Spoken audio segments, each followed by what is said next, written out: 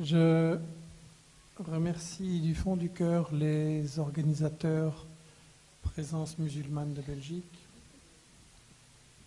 de m'avoir invité à participer à cette assemblée dans ce moment tragique et dans ce moment qui doit nous inciter à la réflexion. Je pense qu'ils ont donné le meilleur titre possible à notre réunion, comprendre pour mieux agir. Je pense que c'est vraiment la bonne question. Je pense qu'ils ont vraiment posé la bonne question et quelque chose qui m'a interpellé, comme beaucoup d'entre vous, je suppose, mercredi dernier, j'ai participé à cette manifestation dans le centre de Bruxelles, que je trouvais magnifique parce qu'il y avait beaucoup de monde.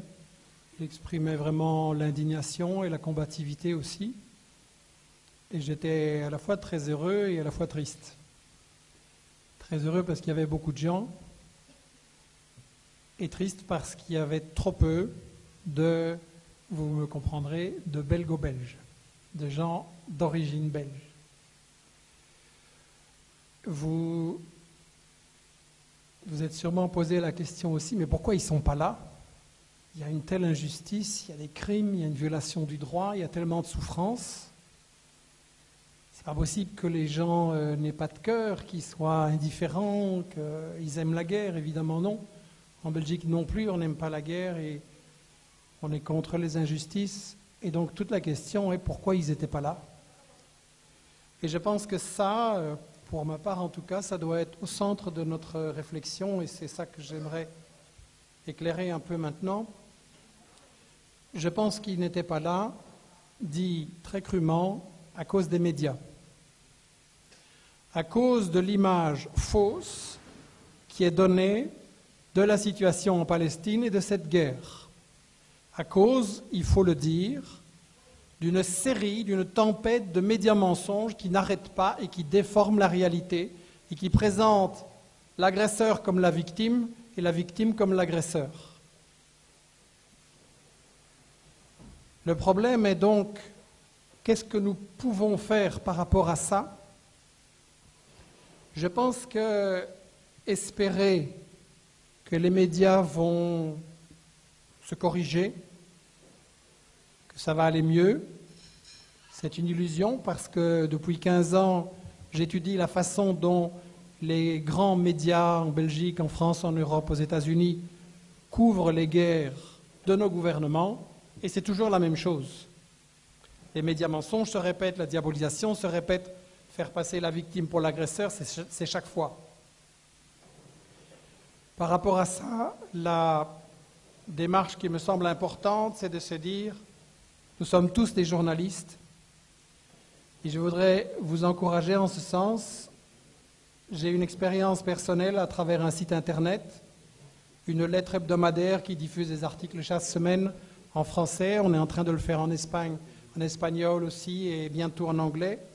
Il y a énormément de visites, énormément de courriers et on voit à travers ça qu'il y a moyen d'informer les gens qui ont besoin d'exemples concrets, de faits concrets pour discuter autour d'eux et qu'il y a moyen aussi de faire changer d'avis petit à petit une partie des gens qui sont tout simplement honnêtes mais désinformés. Je peux vous dire que pour l'instant, après un passage à la télévision et dans cette actualité, il y a énormément de courriers, il y a des dizaines de lettres, de mails tous les jours, beaucoup d'encouragements, beaucoup de choses intéressantes qui sont envoyées pour aider à informer, et aussi des gens qui défendent Israël un peu, beaucoup, honnêtement, moins honnêtement, et en tout cas avec lesquels j'essaye d'entrer en discussion parce que je pense que c'est là qu'il y a un travail où on peut faire changer les choses. Je pense donc que nous devons nous armer pour effectuer un travail de contre-information qui me semble très très important et donc en suivant, comme on me l'avait proposé, la façon dont les médias viennent de couvrir cette guerre, j'ai repéré ce que j'appellerais les 7 grands médias mensonges d'Israël et je pense que la tâche pour chacun de nous, c'est de voir effectivement, comme l'ont dit les organisateurs, comprendre pour agir, de voir comment nous pouvons expliquer autour de nous, pas aux gens qui sont déjà convaincus, parce que ça, c'est agréable de parler entre soi, mais ce n'est pas ça qui fait changer les choses, mais comment nous pouvons parler aux non-convaincus et les faire avancer, leur ouvrir les yeux. Le premier grand média mensonge dans cette actualité, c'est le Hamas a rompu la trêve avec ses roquettes. Je pense qu'il y a besoin de dire aux médias et aussi aux journalistes honnêtes qui peuvent être dans les médias et qui n'ont pas forcément la possibilité de dire tout ce qu'ils veulent, qu'en fait c'est Israël qui a rompu en premier la trêve, que les accords prévoyaient la levée du blocus, qu'Israël n'a jamais appliqué sa partie de l'accord, n'a jamais appliqué la trêve, et que d'ailleurs, quand on examine le droit international, un blocus, c'est considéré juridiquement comme un acte de guerre. En plus, même le droit de la guerre indique que si on prétend riposter à une attaque, ce qui n'est pas le cas, nous le savons, mais même en supposant ça, la force armée doit appliquer ce qu'on appelle la proportionnalité. Et donc, massacrer Gaza comme on le fait maintenant en argumentant de quelques roquettes qui ont été envoyées, c'est, il faut le dire, un crime de guerre. Et s'il y avait une justice en Belgique, Israël serait poursuivi à ce titre. Le deuxième grand média mensonge qu'il faut absolument expliquer autour de soi, c'est que les médias, chaque fois qu'ils présentent n'importe quelle guerre, cachent l'histoire. Cachent l'histoire qui est essentielle pour comprendre ce qui se passe dans cette région et d'où vient le conflit. On devrait tout simplement expliquer que les habitants de Gaza, ils ne viennent pas de Gaza, ils viennent des terres environnantes, ils viennent de la région environnante, ils viennent justement de cette ville d'Ashkelon, Ascalon en arabe, et on les a chassés de leurs terres. Et ils se sont réfugiés dans ce qui est maintenant devenu une prison à ciel ouvert. Et donc, ça, c'est quelque chose qui est soigneusement caché aux citoyens en Belgique. Et c'est ça qu'il faut dire. Et d'ailleurs, dans le genre de ceux qui ne connaissent pas leur histoire ou qui la déforment, j'aimerais dire deux mots à M. Barack Obama. On a entendu en Europe beaucoup d'espoir que les choses allaient changer et que ça allait être différent de Bush. Mais quand je lis ce que Obama a déclaré à propos de ce conflit et que je vais vous citer, je me pose des questions. Obama a dit « Si quelqu'un tirait dans la maison où dorment mes deux filles, je ferais tout ce que je pourrais pour l'empêcher. » Je partage tout à fait le souci de M. Obama et je comprends ce que ça veut dire, protéger ses enfants. La seule question, c'est que M. Obama oublie de raconter l'histoire et que s'il l'avait vraiment raconté en la respectant, il aurait dû dire « Si quelqu'un chasse un habitant de sa maison, l'en expulse et l'oblige à aller habiter dans la niche du chien, là un peu plus loin, et que non seulement il veut la maison, mais il veut le jardin, il veut tous les terres autour, il veut absolument toute la région, alors effectivement, il doit s'attendre à ne pas être tranquille. Si on cache l'histoire, si on cache à qui appartenait la maison, on manipule. Alors je ne sais pas si je dois ici vous proposer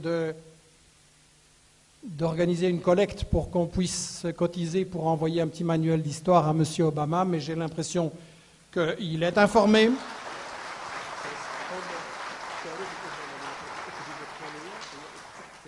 Et donc, la réponse à cette question, et la question que je voudrais poser, c'est est-ce que le changement de M. Obama, ça va consister à répéter les mêmes mensonges de M. Bush et de tous les prédécesseurs, ou est-ce que vraiment il va y avoir un changement? Le troisième média mensonge consiste à nous dire qu'Israël veut la paix, qu'Israël veut négocier, mais qu'il n'y a personne en face, que personne ne veut négocier, que les autres sont intolérants. Dans nos médias, c'est aussi expliqué c'est la faute au Hamas. Je voyais l'autre jour sur France 2, M. Poujadas interviewer le porte-parole officiel du gouvernement d'Israël, et c'était absolument répugnant. Il ne lui a posé aucune question, il n'a contesté absolument rien de ce qu'il a dit, et tout simplement ce qu'il lui a posé finalement, c'est est-ce que vous n'allez pas renforcer le Hamas en faisant ce que vous faites? Donc ça, ce n'est pas des interviews, ce n'est pas des journalistes, ça. C'est des tapis rouges, c'est des paillassons. Et ce qui est important, c'est de montrer autour de soi qu'Israël n'a absolument aucune intention de négocier. En 1948, non seulement il a pris ce qu'on lui avait donné dans des conditions très discutables, mais en plus il a pris 24% des terres auxquelles il n'avait pas droit. En 1967, il a rajouté encore 22% de vol de terre. Et quand il suffirait de montrer dans les écoles et dans les médias la carte d'Israël et de la Palestine, en 1948, en 1967 et maintenant, et un enfant comprend qu'il y a un vol tout simplement, et que tant que ce vol ne sera pas réparé, on ne peut pas dire, en fait, Israël ne veut pas la paix, Israël veut la terre, il veut toute la terre, et ce qu'il appelle la paix, c'est que les autres restent dans leur niche et qu'il n'y ait pas de contestation sur le vol des terres. Un autre grand thème de notre presse, c'est l'idée qu'Israël, il faut la défendre parce que c'est la seule démocratie au Moyen-Orient. Ça, on l'entend tous les jours. Alors quand j'entends ça, je me suis souvenu de l'éducation que j'ai reçue dans un collège catholique de jésuites, il y a longtemps. Et je me souviens qu'on m'avait expliqué, bon, c'était une éducation très forte dans une idée, nous, Européens, nous sommes les meilleurs du monde et c'est à nous à donner des leçons au monde entier. Et on m'avait notamment éduqué que le fin du fin de la démocratie, c'était Athènes. La République d'Athènes, là, 3 siècles avant Jésus-Christ, ça c'est formidable parce que tous les Athéniens, ils débattaient sur l'agora, sur le forum, sur la place du marché, et ils discutaient, ils décidaient tous ensemble. Ça, c'était super démocratique. Et longtemps après, en lisant des livres d'histoire, j'ai découvert qu'à Athènes, il y avait surtout une grande masse d'esclaves. Et que la belle démocratie dont on m'avait parlé à l'école, c'était la démocratie des maîtres d'esclaves qui, effectivement, décidaient très démocratiquement entre eux qu'est-ce qu'il fallait faire, mais que tout ça reposait sur l'esclavage. Alors je pense que ça éclaire un peu comment on voit la démocratie dans notre idéologie dominante ici en Europe. Et d'ailleurs, on n'a que le mot de démocratie à la bouche, mais il faut quand même rappeler que le Hamas a été élu dans les élections, qu'il incarne manifestement aujourd'hui la volonté d'un peuple et la volonté de résistance, et qu'en fait, la démocratie, pour nos dirigeants, elle leur plaît quand on dit ce qu'ils veulent. Mais quand en Europe, il y a un pays qui vote, par exemple, contre la Constitution de l'Union européenne, en pensant que c'est une constitution qui va avantager les grosses sociétés, les riches, et qui ne va pas faire le bien des simples citoyens, à ce moment-là, ça non plus, ce n'est pas accepté. Et on dit aux gens de ce pays qu'ils doivent revoter jusqu'à ce qu'ils aient bien voté. Ça veut dire qu'on a surtout effectivement une conception de la démocratie. La démocratie, c'est bien quand vous êtes d'accord avec moi. Et que justement, la menace actuelle que représente la Palestine, c'est que ça pourrait être la société démocratique au Moyen-Orient et que, bon, c'est ça qui fait peur, parce que quand on nous diabolise, les Palestiniens et leurs organisations, on ne dit rien, au contraire, on chante les louanges de gens comme Moubarak et d'autres dictateurs. La seule démocratie concevable au Moyen-Orient, c'est le retour des réfugiés, un homme, une voix, et le problème c'est qu'Israël n'en veut pas parce qu'Israël veut rester dans le système d'Athènes et que les autres doivent être des esclaves et n'avoir rien à dire. Un autre média-mensonge important, c'est qu'on essaie de nous présenter ça comme une guerre de religion. C'est un problème avec les musulmans, ils ne sont pas comme nous, on ne peut pas s'entendre, certains parlent même de guerre des civilisations. Et alors là, pour moi qui travaille depuis quelques années sur l'Amérique latine, j'ai quand même une question qui m'est parue évidente. Ah bon, c'est un problème de religion, c'est un problème avec les musulmans, bien. Et Hugo Chavez, là, Le président du Venezuela, celui contre qui vous avez fait 2 coups d'État et que vous essayez de renverser tous les 15 jours, celui que vous diabolisez dans vos médias, c'est un grand chrétien. Et Evo Morales, un peu plus loin, qui essaye de sortir tout son peuple de la pauvreté. Il a les croyances de son peuple indien. Ce n'est pas un problème de religion. On essaye de nous diviser en cachant qu'il s'agit de guerre pour le pétrole, de guerre pour le fric, pour les bénéfices des multinationales, en cachant dans nos médias que les multinationales comme Exxon, Shell et BP n'en sont pas à leur coup d'essai. Exxon, il faut le rappeler, a collaboré avec Hitler. BP a fait un coup d'État pour renverser Mossadegh en Iran en 53, pardon. En Irak, c'est aussi la responsabilité de nos multinationales. Je suis en train de préparer un livre justement sur cette expérience du Venezuela, les 7 péchés d'Hugo Chavez. Et il y a une chose qui me frappe. Quand vous arrivez au Venezuela, vous voyez sur les montagnes, là, de l'aéroport à la ville, vous voyez des cabanes, des gens qui vivent dans des taudis, c'est vraiment épouvantable. Et un peu plus loin, vous avez des palaces, des villas, des Ferrari, des Lamborghini, des piscines, des barbelés tout autour, vraiment des palaces comme vous ne pouvez pas imaginer. Et donc, au Venezuela, après 80 années de richesse pétrolière, quand Chavez est arrivé, il y avait 80% de pauvres. 80% de gens qui n'avaient pas à manger dans des bonnes conditions, qui n'avaient jamais vu un médecin de leur vie, qui n'avaient pas le droit d'envoyer leurs enfants à l'école, etc. Et je pense que la question essentielle, elle est là. Qu'est-ce qu'on fait avec l'argent du pétrole? Est-ce qu'il doit aller aux États-Unis? Est-ce qu'il doit aller dans les poches des multinationales? Ou est-ce qu'il doit servir? Et dans le monde arabe, la question de Chavez, c'est exactement la même chose. Est-ce qu'il doit servir à sortir le monde arabe de la pauvreté, de la misère et à assurer un développement pour l'ensemble du peuple? C'est ça, le crime. Et effectivement, Israël a un rôle de gendarme du Moyen-Orient, un rôle de gendarme du pétrole. D'ailleurs, il a des projets pour construire un pipeline qui lui permettra d'exploiter à son profit le pétrole de l'Irak. Et donc, c'est ça qu'on ne peut pas dire dans nos médias. J'aimerais encore brièvement indiquer, si le président de séance me le permet, rapidement, 1 ou 2 mensonges qui me semblent très importants, justement parce qu'ils concernent l'Europe. Le 6e grand média mensonge, c'est qu'on nous dit l'Europe, elle est neutre là-dedans, elle recherche la paix, elle appelle les 2 camps à la modération. C'est faux. L'Europe est le principal client d'Israël. Si on arrête ça, Israël doit négocier. L'Europe vient de donner un feu vert à Israël au Parlement européen en faisant un quasi-membre de l'Union européenne. L'Europe a déclaré le Hamas organisation terroriste, rend les Palestiniens responsables de leur malheur en disant simplement qu'Israël doit faire une réponse proportionnée, mais ça veut dire qu'Israël a raison de répondre, et c'est ça qui est soutenir Israël, et c'est ça qui est soutenir la guerre. Donc en fait, quand les Palestiniens à Gaza sont bombardés, c'est Sarkozy qui bombarde, c'est Merkel qui bombarde, c'est Gordon Brown, et ce sont nos partis lamentables en Belgique, et il faudra s'en souvenir.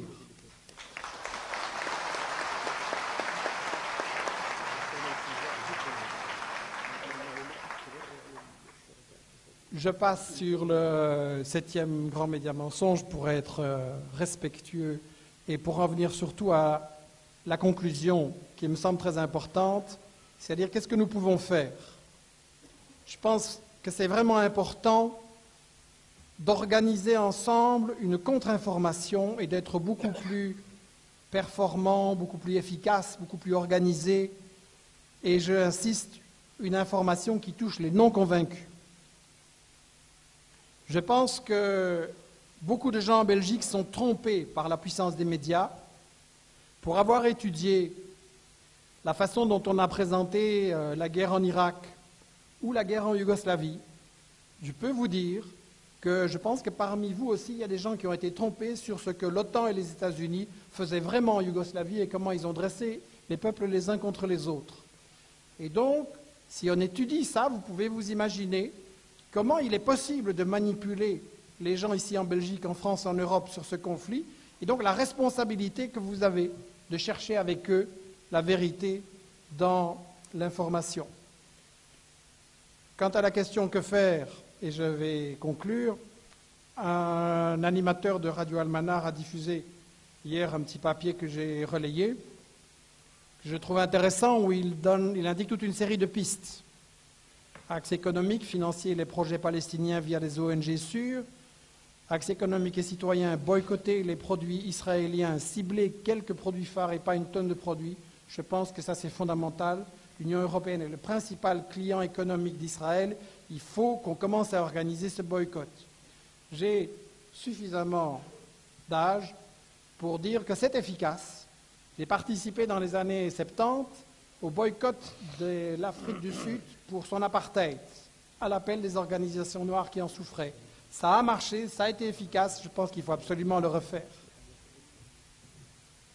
Mohsin, le responsable d'Almanar, indique aussi écrire à votre député, échevin, ministre, gouvernement, se rappeler lors des prochaines élections quels sont les partis qui ont soutenu Israël aujourd'hui. Je pense que ce point-là est important, il est temps d'ouvrir un débat. Ce qui se passe aujourd'hui, ce que nous ressentons aujourd'hui, ne peut pas rester sans lendemain. Vous savez comme moi, qu'au moment où les élections arrivent, on voit un peu partout des affiches fleurir et, excusez-moi, on est entre amis, donc je vais être très plat et très direct. Dans tous ces partis qui soutiennent Israël, on prend bien soin de mettre sur les listes électorales ce que j'appellerais un ou deux Arabes de service, qui sont là pour prendre des voix.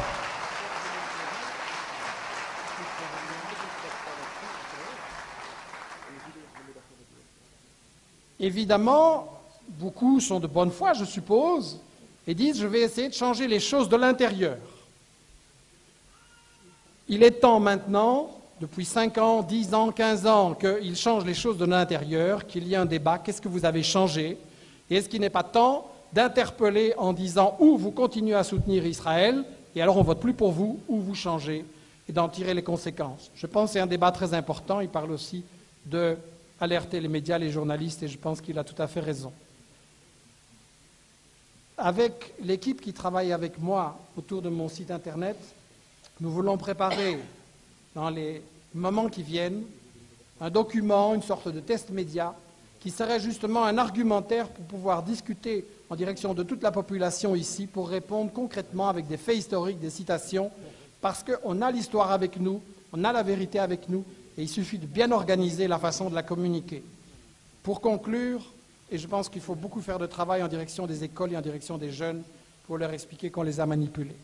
Pour conclure, je voudrais vous encourager, nous encourager tous, à ne pas penser que les médias sont trop forts, trop puissants et qu'on ne peut rien contre eux. Je pense que la force, elle est de notre côté. Le nombre, la vérité, la motivation, l'idéal, il est de notre côté. Et je pense, pour conclure, que oui, il n'y aura pas de paix sans justice au Moyen-Orient, et il n'y aura pas de paix et de justice sans information, sans communication de la vérité. Et en ce sens-là, nous sommes tous des journalistes. Je vous remercie.